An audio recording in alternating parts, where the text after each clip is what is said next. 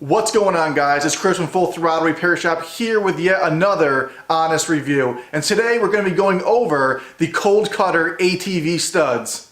In this video I got a couple here different studs, a couple different sizes. I'm going to go over how I use these studs and what applications I use for them. I'm also going to go over things I found that are awesome with them and things I found out that aren't so good with them. Let's get right into the video.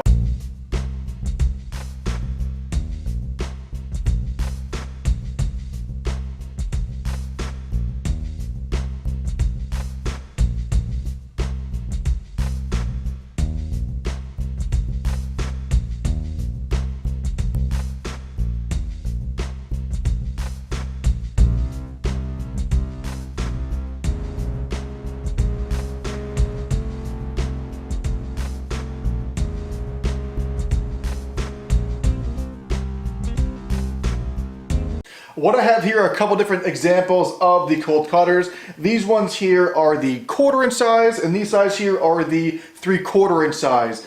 These ones here I use on this little ice bike, as you can see. These 3/4 ones here I use these on my ATV. When you're going to buy these studs, the one main thing you have to look for is how much room you have to work with. If you have an ATV with huge 1-2 inch lugs on it, you can easily put a 3/4 inch stud in there with no problem. The thing is, you don't want to take the stud in so far you're going to puncture through the tire. If you're not sure what size studs you got to use for your tire, a quick and easy trick is to go to the hardware store, buy a small package of screws like these. They cost like $1 or $2. Get a few different sizes, and you can see what size works best for your tread pattern of your tire. Now, I want to go over the durability of these studs. These things are pretty much bulletproof. If you're using these things on the ice or the snow, they're going to easily last you all season. As you can see on this mini bike, these have been on here for a couple years, and they're still razor sharp.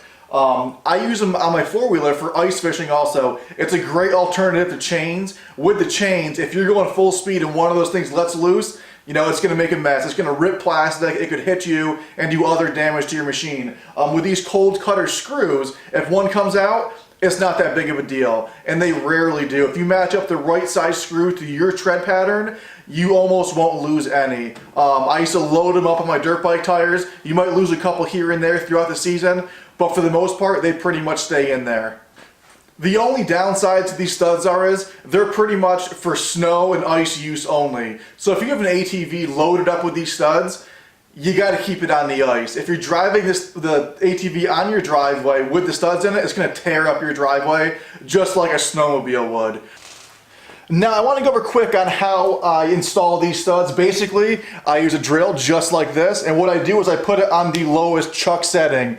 The biggest thing I found out when installing these screws is you don't want to put them in too tight. You basically want to put them in until you see that rubber squish down and then stop. And then once you get the feel of it, you can just keep hammering the screws in one after another. And it really doesn't take that long to put all these studs in. It maybe took me a half an hour, 45 minutes to set up both of these tires. So it doesn't take very long once you get the hang of it. You just don't want to over torque them, because once you bring them down to the maximum depth, you don't want to overspin them, because then that will lose the bite. Now last year I did a little test. I wanted to see how good these Kold Kutters would survive on a road run. So basically what I did was I took my wheeler out on the street. We had about a foot of snow. I was out there for a couple hours. We put like 65 miles on the ATV in the snow. So pretty much we were doing burnouts, drifting all over the place with these studs in the tires to see if I could pretty much break them. And they actually held up pretty good.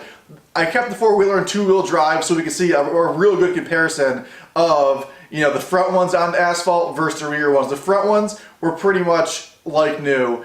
They didn't wear very much. The rear ones, they pretty much got smoked out. After, doing burnouts and drifting and doing donuts for a couple hours on the machine, it really wore them down. But that's to be expected. So these are awesome for ice, but for if you're going to be driving on the road a lot, it's going to wear them down. And that's the only downside I found to it, because if you wear them down too much, there's actually a hex head on these screws, and they're very difficult to get out once you wear them down to that point. So that's one thing to keep in mind is, if you're going to be using it on the road, this product might not be the best for you. If you got to go from like your trailer to the lake, trailer to a trail, it's not going to kill them. You can ride on asphalt with them, but if you're going to abuse it on the asphalt, they're going to wear down pretty quick.